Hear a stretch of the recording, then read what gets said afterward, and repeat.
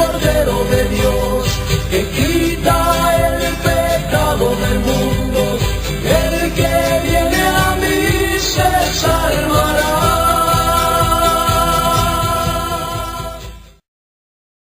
Una vez más, congregados en esta Iglesia Bautista de la Gracia, y si te acuerdan, estamos en el culto de la mañana exegético, y estamos estudiando la carta de Tesalonicenses. ¿Te acuerdas de Tesalonicenses? Entonces, vamos a abrir nuestras Biblias ahí y hacer un pequeño repaso, o sea, de lo que hemos visto hasta ahora. Vamos a ir en 2 Tesalonicenses.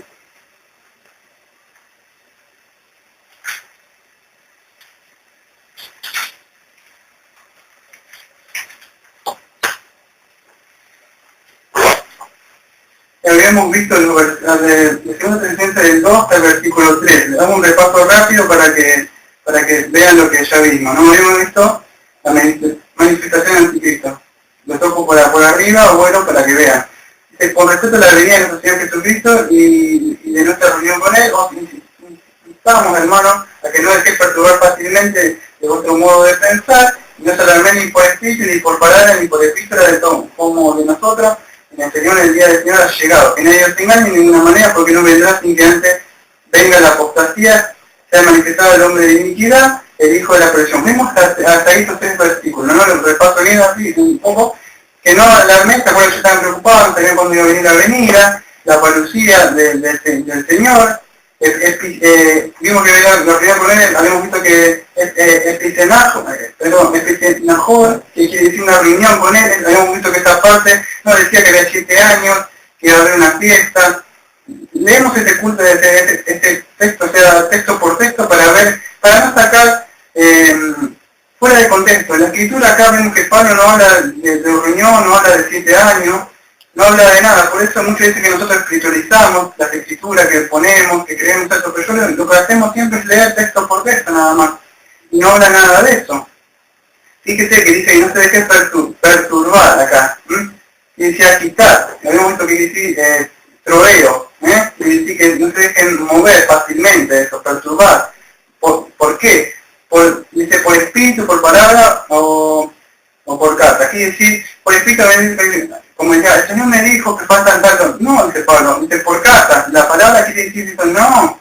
Es decir, por una mala interpretación. No, dice por nada de eso. No sé por qué, porque no sabemos la hora ni la venida. De acuerdo que estos puntos de escatología podemos llegar a disentir en muchas cosas, pero lo que es respecto a lo que es las doctrinas esenciales de la gracia no podemos estar en estas cosas. Quizás podemos disentir o decir también equivocado, que verdad está bien por llegar a aceptarlo, por ahí bueno, las escrituras dicen esto, pero esto lo queda, ¿no? Como vimos en el punto al principio, ¿no? Pero en las doctrinas de la gracia no, como Jesucristo es Dios y otros temas esenciales, ¿no? Entonces hemos visto que sin que venga antes la apostasía, asisten, quiere decir caer, ¿no? Hemos visto eso, quiere decir, habíamos visto en el curso anterior, que quiere decir que estas personas, por no haber creído, o sea, vemos por no tener una fe, o sea, la fe de creer que es la palabra de Dios, esto asisten, quiere decir, o sea, estas personas se alejaban, ¿no? O sea, vemos. Y vemos que se aumentaba el hombre de iniquidad, así que esta quiere decir, habíamos visto que quiere decir anomia, ¿se acuerdan? Quiere decir sin ley, o sea, eso, alguien que no le gusta la palabra de Dios, no respeta la ley de Dios, le gusta las revelaciones, los milagros, como vamos a ver más adelante en los versículos anteriores, y no le importa la palabra de Dios. A veces hablamos con la palabra de Dios, yo hablo la Biblia y muchas veces quedan mirando, ¿cómo? Y sí, digo, la palabra de Dios, debo conocer la palabra de Dios.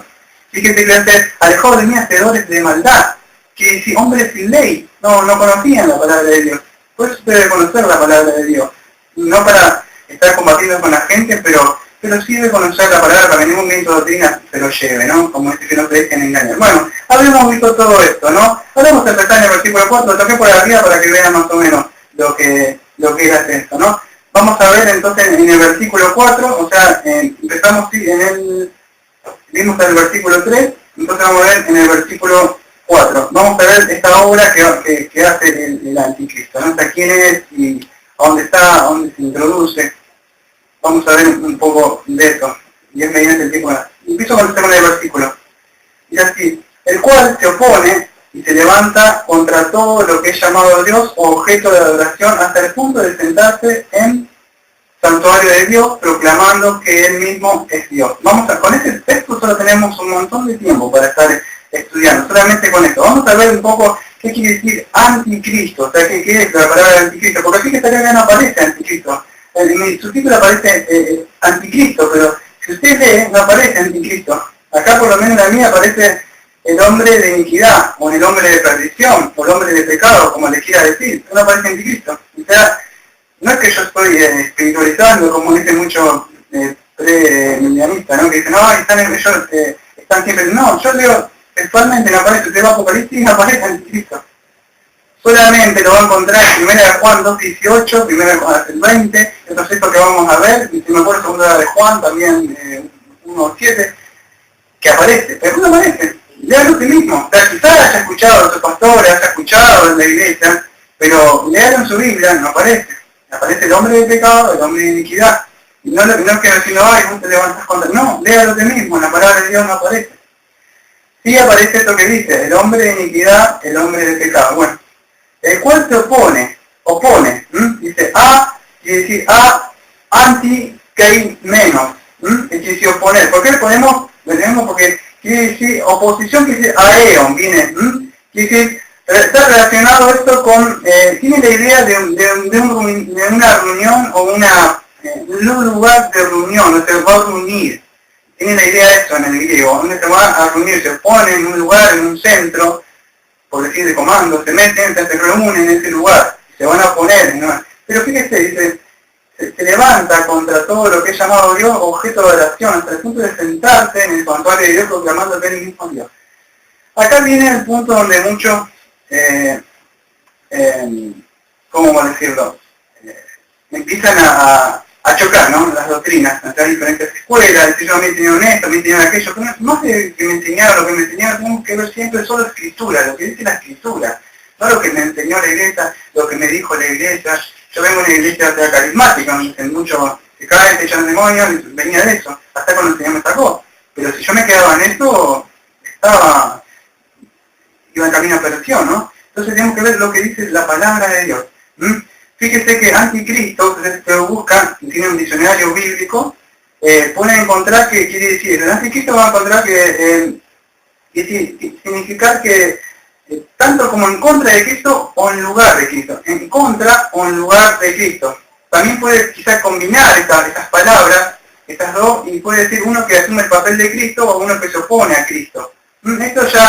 Esto ya está operando, ¿vale? Ya vamos a ver, no es que va a venir, ya está operando. Usted lo vamos a ver en 1 de Juan, que ese misterio de iniquidad ya estaba.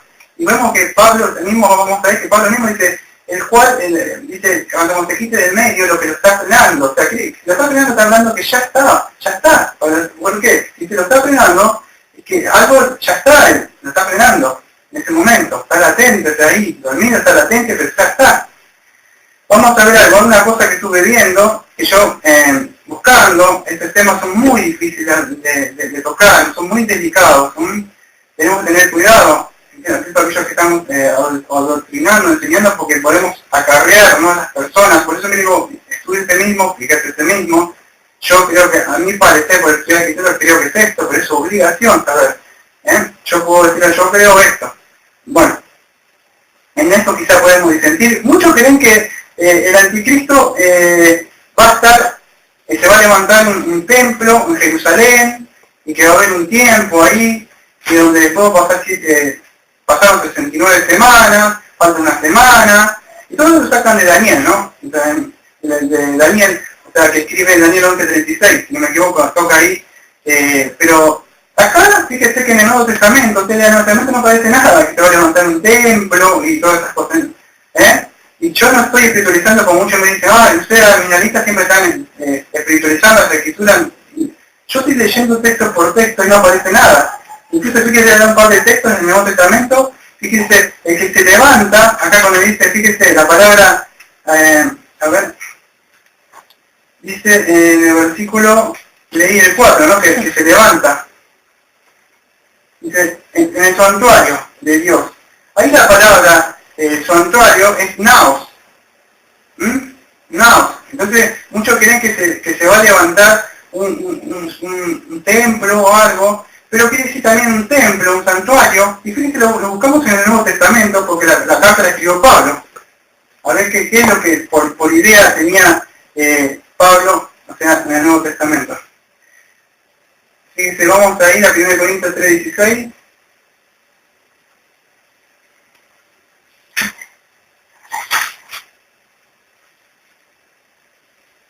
Y Corintios 3, versículo, dice así, 16. ¿No sabéis que sois santuario de Dios y el Espíritu de Dios mora en vosotros? ¿Ves? Acá Pablo está hablando que nosotros somos el santuario, somos un templo viviente. No está hablando de que en una iglesia de Jerusalén que se va a levantar, ahí se va a construir, entonces recién el hijo de perdición van a ir y van a engañar a todos. No habla nada de eso la Escritura, por lo menos en el Nuevo Testamento. Eso es un solo texto. Se puede ir también a Juan 2:19, Juan, no primero Juan, 2:19, y fíjese lo que Cristo decía, porque muchos nos dicen a nosotros que malinterpretamos la Escritura, pero fíjese Cristo, estos fariseos también malinterpretaban. Cristo estaba hablando, por eso que los profetas tienen una forma de hablar, decía el sol se apagará, las estrellas caerán, y habrán terremotos y cosas así. Era una forma de hablar de los profetas, no podemos tomar literalmente, porque no tomamos literalmente. Bueno, entonces tomamos que Dios tiene, como dice Isaías, que tiene cierta medida, cuando Dios dice que tiene el puño así letrado de los pies, y empieza a tomar todo literalmente lo que está en la Biblia, malinterpreta las Escrituras. Entonces tenemos que saber cómo hablaban, la poesía que ellas eran para escribir, cómo era lo que decían, ¿no? Porque no puedo tomar a veces literalmente, a veces la Escritura tiene, más la profecía tiene simbolismo. Fíjate cómo malinterpretaban también los fariseos. Me dije en Juan 2:19, dice así, respondió Jesús y le dijo, destruí este santuario, o sea, el templo, estamos viendo, y en 3 días lo levantaré. Y fíjese yo, tomando literalmente, como hacen los milanistas, tomaron literalmente, fíjese que lo pasó. Entonces dijeron los judíos, durante 46 años fue edificado este santuario y tú lo levantarás en 3 días, más se le hablaba del santuario de su cuerpo. ¿Ves? ¿Ves lo que pasa a veces cuando tomamos literalmente lo que sucede? Entonces acá en 2 Tesalonicenses, cuando dice que él se sentará en el templo, no está hablando de un templo. Acuérdate que Dios no habita en un templo hecho por manos de hombres. Era ahí el Hijo de Dios, en sus hombros llevó una cruz, sus huellas son de sangre en el camino.